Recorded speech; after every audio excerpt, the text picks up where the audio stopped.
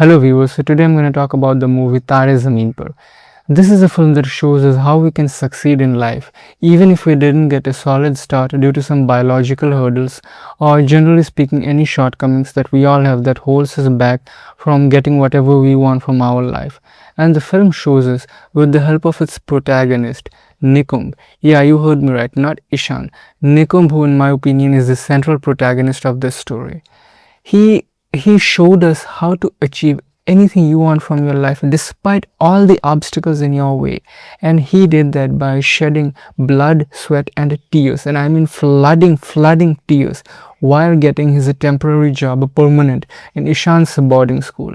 He knew very well how unstable the job market is, so he did all he could for his own survival.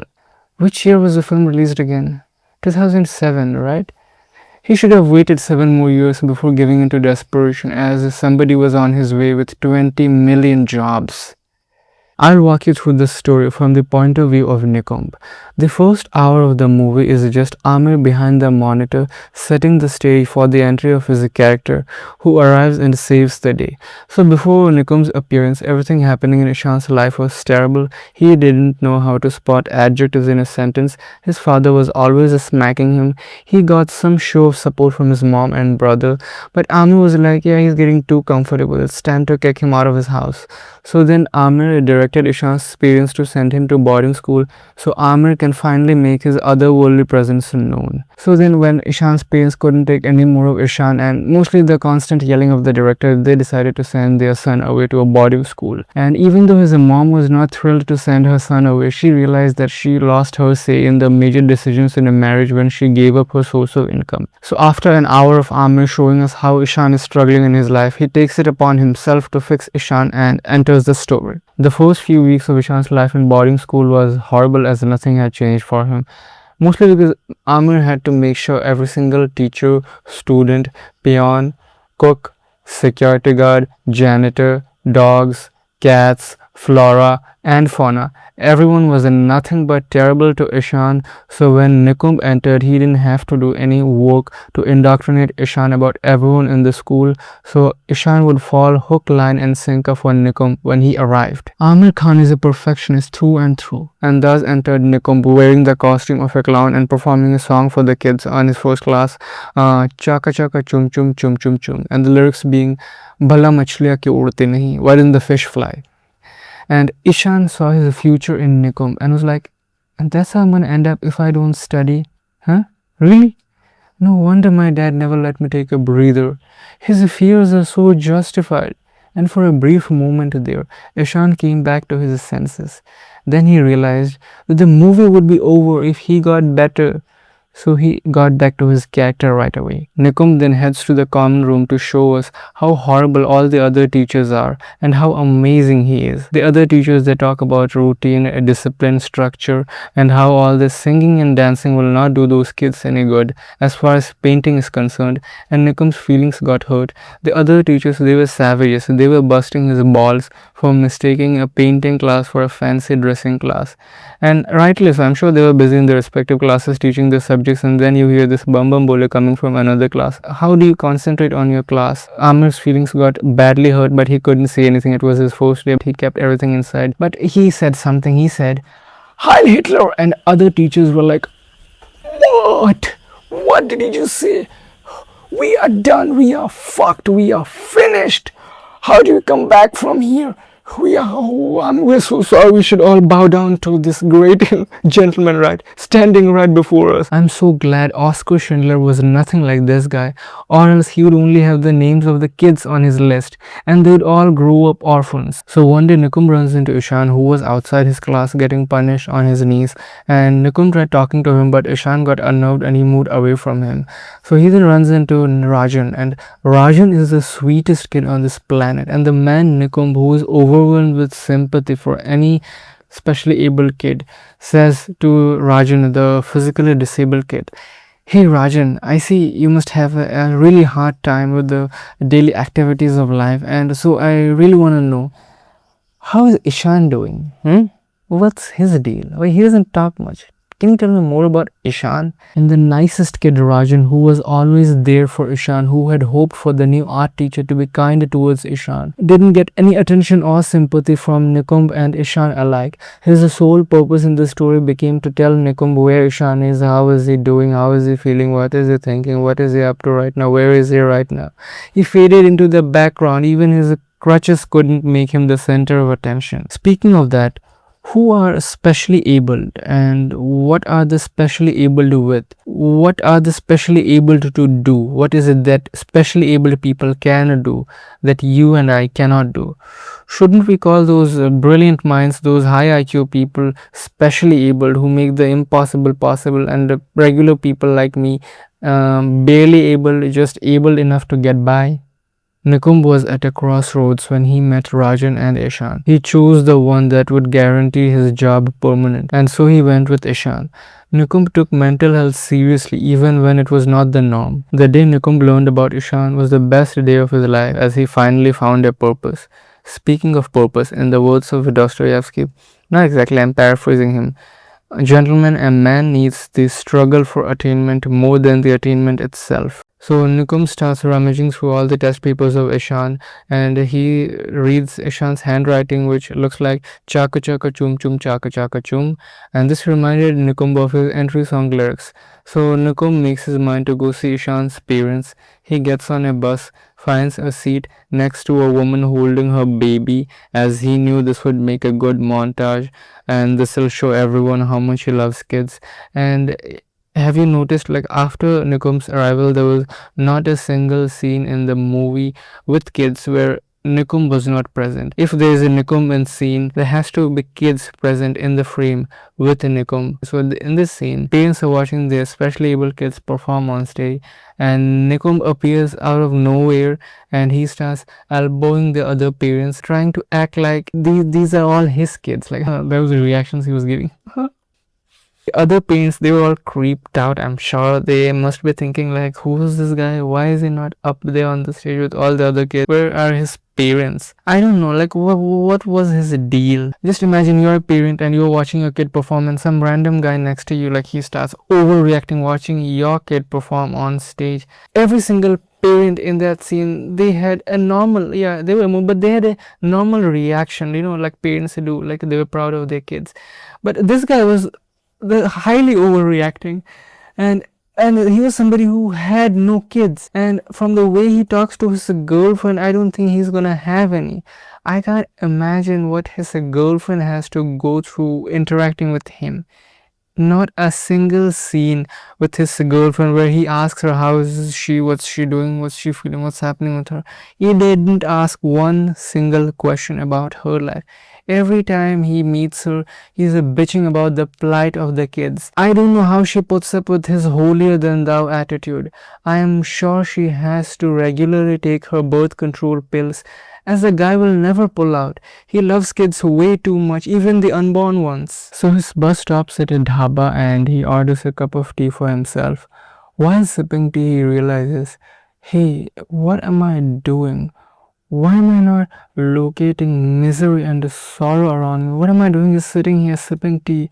So while sipping his tea, he starts scanning the area and he sees this 10-year-old kid bussing tables. He calls the kid, makes him sit next to him, and so he's so nice of him. He orders something for this poor little kid. So the dhaba serves both veg and non-veg food, and he orders tea and Parle for this kid. That's how much he cares about the health of this poor little kid.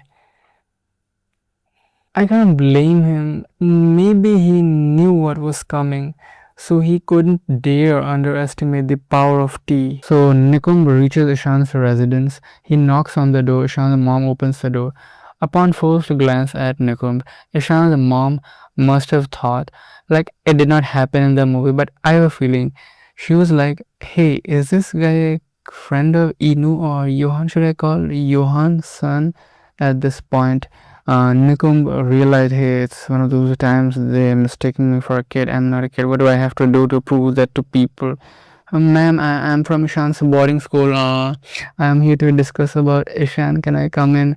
And Ishan's mom, she was all embarrassed. Please come in. It was, I'm sorry if I had, I didn't receive you properly. It's fine, man. It's fine. I'm the director of this movie. At the end of the day, you are gonna see how I kind of edit you all, so I piece everything together, and you're gonna see how I come across by the end of the movie. You're gonna pay a good price. I'll make sure of that. So Nikum sits across from Ishan's entire family. They offer him a glass of water. He takes a sip. You know what? For once, I want to watch one character like, gulp down the entire glass, or if they offer something to eat, like he finishes his plate. I want to watch. If it's a 5 minute scene, I want to watch that scene. The character, to its heart content, enjoying every single dish on his plate. Like, I'd love to watch something like that in any movie. Coming back to the scene, Nikum asks them, "Hey, why did you guys send Ishan to boarding school?" And who do you think responded to it instantly? Ishan's dad. He did not, he pays attention to nothing. His mind is somewhere else all the time. Teachers did their best. We did all we could. We couldn't straighten the kid out. What else would you want us to do? Like, Mr. Osti, Mr. Osti. I'm not asking for the symptoms. I know what his symptoms are. I'm asking for the disease. What is he suffering from? What do you think he's behaving this way? Like, what exactly is troubling him? Do you have an answer to that? Why are you laying out all the symptoms for me? I know that. And Mr. was like, what symptoms, disease? Like, 10 o'clock at night, I slog my ass in office all day.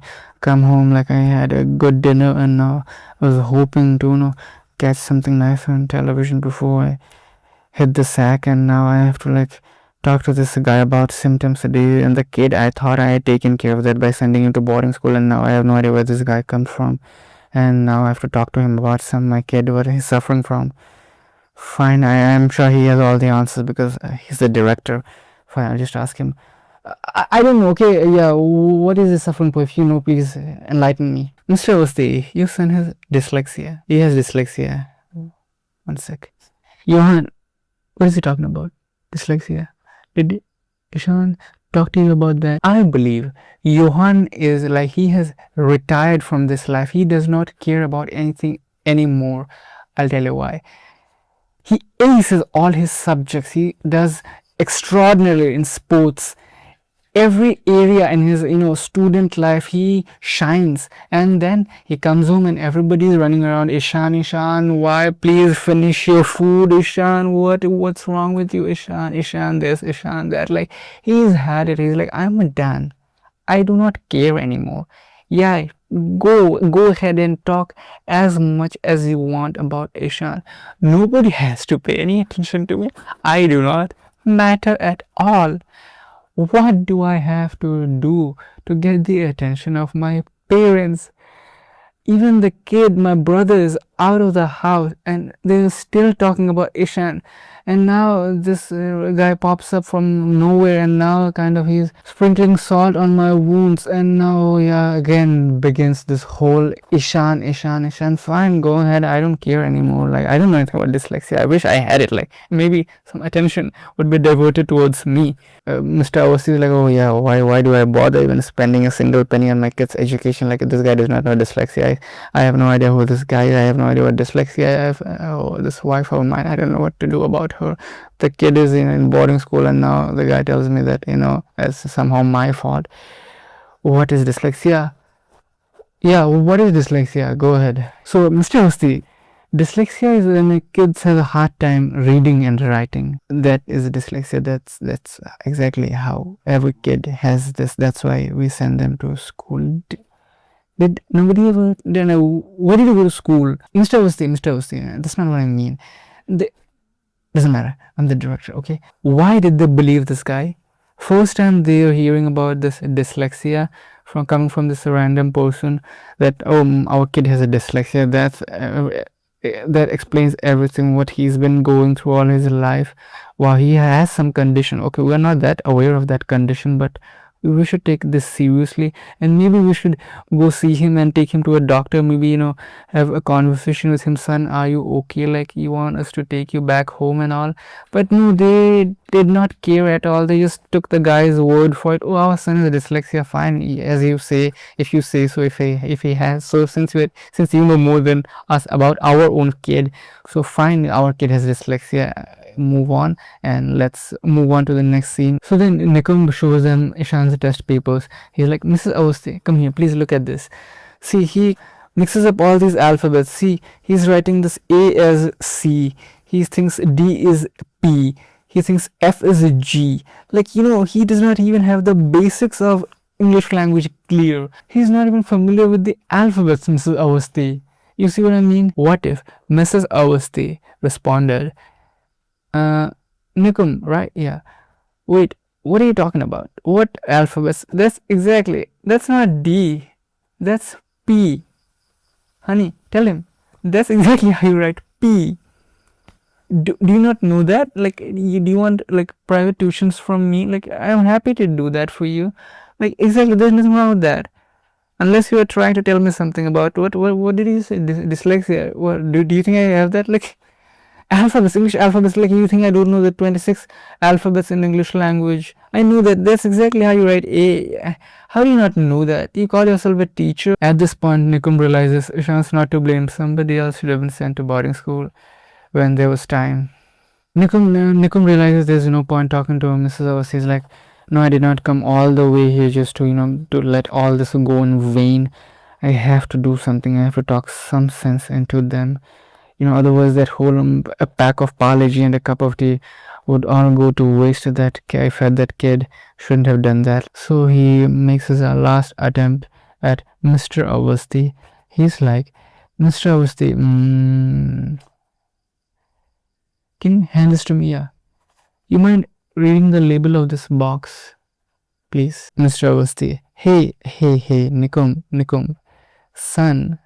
I'm much older than you. I think I am allowed to call you son. I don't know if you know this, but it's not written in English or Hindi or any language that I'm familiar with. It's in Chinese. Can you not, like, I don't know what dyslexia, but have you like considered seeing an ophthalmologist? Like, I don't think you realize it's not in any of Indian languages. Like, what you wanted to read, Mr. Avasti. Oh, you're making excuses. This not gonna fly with me. Okay, now I asked you to do something for me. You have to do it. You're not paying attention. Concentrate. You're not working hard. You're great at making excuses. That's what you're doing. You're making excuses, but not. I'm not gonna put up with that. I need an answer. Read it loud for me, Mr. Avasti. And that was the reaction of Mr. Awasthi. It's not the look of realization. Oh, you taught me a lesson. I see your point. I was wrong all this time. Thank you for opening my eyes. Wow, how wrong was I? That's not what this look tells us. I cannot believe the argument this genius made. But I'm not the director. I don't have the lines. He's the one. He's gonna make sense of all that lines, and he's gonna make him look like he solved this entire problem and he came up with something. We were all wrong. We have no idea about nothing. He knows everything. I'm tongue tied thanks to being an actor and not a director. Fine, I have to just react as he says so. Wow, you're the man, Nikum, you're the man, you made your point. Wow, you're the guy. Like, I cannot believe this should be really, I really mark it in my calendar. 10 o'clock, 15th of May, this genius arrived at my door. Like, I cannot believe I did not know this guy before. Thank you, Mr. Nikum. Another what if. What if Mr. Awasthi actually read the Chinese writing and now Nikumba is fucked? He has no more arguments to present. He's like, oh, what? How does he know Chinese? How do you know that? Like, what if he did read the label? How would he know? He cannot verify if it's right or wrong. He has to accept it. How how do you know that? How do you know this? I don't know. It's in Mandarin or Cantonese. How you know? Do you know have a made in India product or at least assembled in India? That should be plenty. Now Nikum is like, there's no point in being here anymore. I have nothing else to offer to them. They know everything apparently. I better hit the road. Why did I even bother coming here? So Nikum in the next class tells everyone a story about all the famous people who also had a hard time as a kid with reading and writing. He mentions Van Gogh, he mentions Picasso, Edison, Agatha Christie, Leonardo da Vinci, and the biggest one was Abhishek Bachchan. If Van Gogh and all the other guys had any idea that Abhishek Bachchan was going to be a part of their group, Van Gogh would have cut off his other ear too, and Agatha Christie might have forgiven her first husband for being unfaithful. She'd be like, honey, I know what you did was wrong, but at least it's not as bad as what Nikum is gonna do sometime in the future, let me tell you that. And Edison might take Tesla's AC system seriously on the hope that in the far, far, far future, Tesla could replace Abhishek Bachchan in a Bollywood movie. Notice how Nikum didn't tell anyone in the class except Ishan that he also had a hard time, as a kid reading and writing with all the dyslexia stuff. Because the kids who are as honest as they can be, they'd be like, hey, sir, then why didn't you also create something out of the box and, change the world to do something meaningful in this world except for this hairstyle of yours that looks like you spiked it only to make yourself look taller than you actually are. Why didn't you create something extraordinary? Why are not you one of those guys we hear about in television, in movies, they make movies, biopics about those people? Why, sir? Why? Would you mind answering that? So that's why Nikum thought it's best if I keep it a secret from them. Then one day Nikum heads to the principal office to talk about Ishan. As he was approaching the door, the peon stood up to open the door for him, and Nikum was like, hey, what are you doing, man? Please, don't mind me. Please, have a seat. Do whatever you were doing. Don't you dare hamper my sanctimonious aura. What is wrong with you? So Nikum asked principal to let him tutor Ishan as he is having a hard time with his studies and as his real destiny is somewhere else and all he has to do is just pass these exams and nothing more than that. And principal is on the fence about this. He's like, no, I don't, this is not going to sit well with all the other teachers and how can I let you do that? He was on the fence about it. Then he made up his mind. He said, fine, do whatever you want, as I'm as a director and producer of this movie. So Mr. Avasti visits Ishan's school one day and meets Nipam. He's like, hey Nipam, how are you? The wife says hello. She's reading about dyslexia. She's reading about dyslexia, the one we talked about the other day.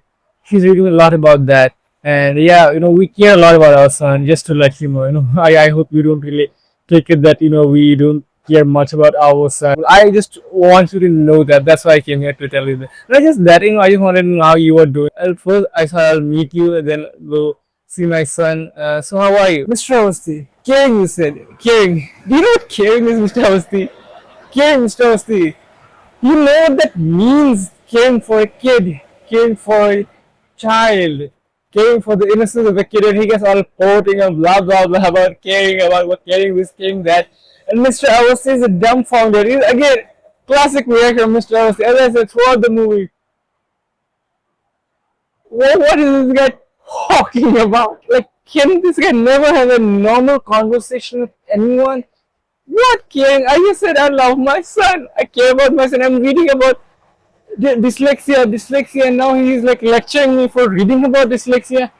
What does he want with me? Like, is there like no way to make sense with this guy? Like, what is this guy lost cause or something? What am I to react? I'm sorry. So Mr. Avasti finally gives up and he's like, I better hit the road, then I don't have any comeback for your argument since I didn't write the movie. As he was about to leave, Nikum calls him, Mr. Avasti, by any chance has your wife read about Solomon Islands? What does he think? I keep a tab of her browser history. What do I know if she is about Solomon Islands or Solomon Islands? Why do I care? Nico knows very well this poor fella and his wife has never even heard of this Solomon Islands. He knows he's the only one that's gonna, explain to them what Solomon Islands is. He's gonna, preach about the Solomon Islands and the message hidden in the island that he somehow deciphered. He knows that he's setting the stage for his mic drop moment. So he finally delivers that condescending line. Therefore, blah blah blah blah blah. That is Solomon Islands. You can go, Mr. Avasti, now. You're free to go. So Mr. Avasti is now furious. He's about to leave the premises. Sees his kid trying to read something from the notice board. He sees Ishan struggling to read something and he breaks down. So he starts weeping, seeing his kid, seeing his child, the one he sent to boarding school. What? He's still struggling to read, cannot read yet properly, even after the arrival of Father Nikum. And the guy wants me to waste my precious data on Solomon Islands. I'm not doing that. I'm going home. Fuck it. So we've reached the end of the movie. Nikumba organizes an art competition for the entire school. Everyone, all the teachers, principal, everyone has to participate in the competition. Those were the orders of Nikum. So when everyone was gearing up for the competition and Nikum couldn't find Ishan anywhere, he asked Rajan one last time, one last interaction with Rajan. Here, Rajan, come here. What's so? You seen Ishan? I can't find him anywhere. When was the last time you saw him? Enough. Okay, I don't know where Ishan is. I don't know where anyone is. Leave me alone. Okay, I'm done with you. I don't care anymore. And so finally, Ishan arrives from somewhere, and Nikom hands in the art paper and all the essentials. So the competition is over, and finally it's time for results. And you're not ready for this. Guess what? Who won the competition? Ishan Avasti. Yeah, can you believe it? I can't believe it. Like I can't believe my own. How is that possible? What was that the point of that entire movie? Like I never saw that coming. Did you see that coming? Hailing Ishan as a great painter when he was already amazing to begin with is like walking up to Marlon Brando and telling him, "Sir, you are a great performer of intercourse." He'll be like, "Duh, 11 fucking kids. Where do you think they came from? Method acting." So the principal announced that Nikum is going to remain in the school as a permanent teacher, and finally Nikum succeeded in his goal. That was his plan all along, and he did it. He did it. Nikum succeeded. And then Ishan's parents arrived, and Mr. Awasthi breaks down. He starts apologizing to Nikum, like, "Oh, I never really saw the potential in my son, and thank you for bringing that potential out of him. And you're the man." And Nikum, "I do not know what else to say, bro. Please forgive me. Please forgive me. Please, if I have said something to offend you, please forget it. Please forget it. Don't take anything out on me. I'm sorry. I'm just a poor father." And Nikum is like, "Don't worry about it, Mr. Avasti. There's nothing to worry about. Like we're good. Okay, we're good. I love you, man. I love you, Mr. Avasti." He got his job permanent. He achieved whatever he wanted to achieve. Like he did, he cannot really hold any more grudges. Ishan also shows some progress in his studies, and all the other teachers, they tell him, "Hey, don't thank us. We didn't do anything. All the credit should go to Nikum. He sees something we none of us. We are blind to the truth, the reality, the beautiful reality of kids. All the thanks should go to him. He will kill us if we steal his credit. We only have a binary view of life. We don't want to be empathetic towards kids. So please just tell anything that you have to say. Just say to him like we don't know anything. We don't know how to teach kids. We don't know. We have discipline, bullshit, all that structure, routine. It's all crap. Don't listen to any of that." So Ishan's parents take him home for summer vacation, and imagine on the drive back home, Ishan's dad driving the car talking to Ishan. "Hey Ishan, congratulations again, you won the art competition. They were no match for you. What were they think? You think they had any chance against you? You're the greatest painter to ever walk the face of this earth." No, that's, I think it's strange coming from me, but this then Nikum opened my eyes, man. He opened something, and I don't really know how to close it. They opened a vault inside me, son. Now it's like an endless admiration coming your way. Just be ready, brace yourself. Yeah, it's a great view out there. Great view, honey. Come here a sec. Why did we send him to boarding school? Yeah, he was deteriorating in his studies day by day. I have a feeling, why didn't we just let him paint for an hour every day? We would have saved a fortune. And now, no, never mind. What's the point talking about that right now? Now I know why people hail Amir Khan as a perfectionist. He really perfected that squinting look on his face in every single movie of his.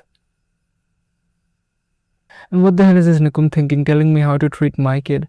And can you really blame me? Have you seen the sketch my own son drew of me? Have you seen the arms? That's how he caricatures my physical body. That's how he thinks of me. That's how he looks at me every morning. Just because I smack him from time to time, that's what he has to do with my arms. Is that how my arms look? And am I supposed to say, "Hey, I'm proud of you. I'm proud of your work. You're really creative, son. I love you."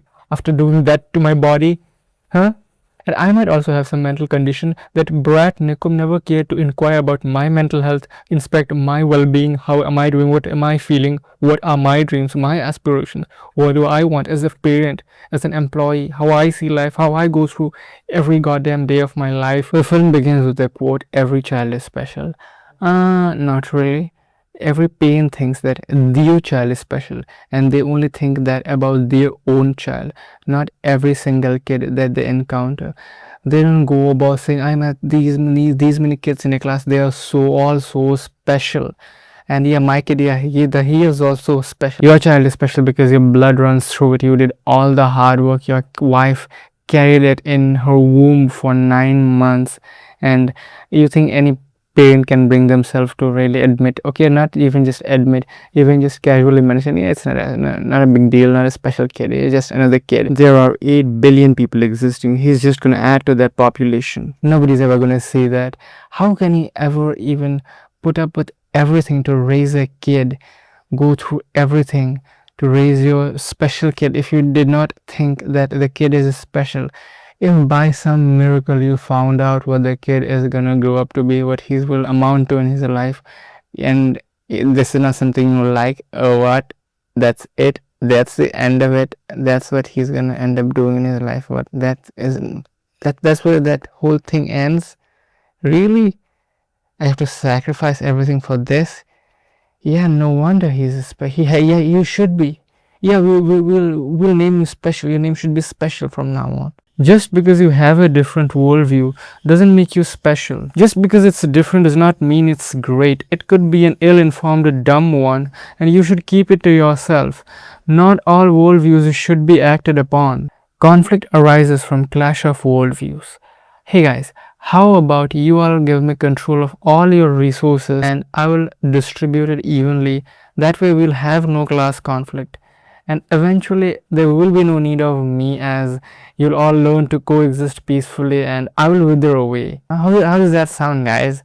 And we all know how that story ends. Watching the tutelage of Nikumb, Robin Williams from Good Will Hunting might say, "Son of a bitch stole my thunder."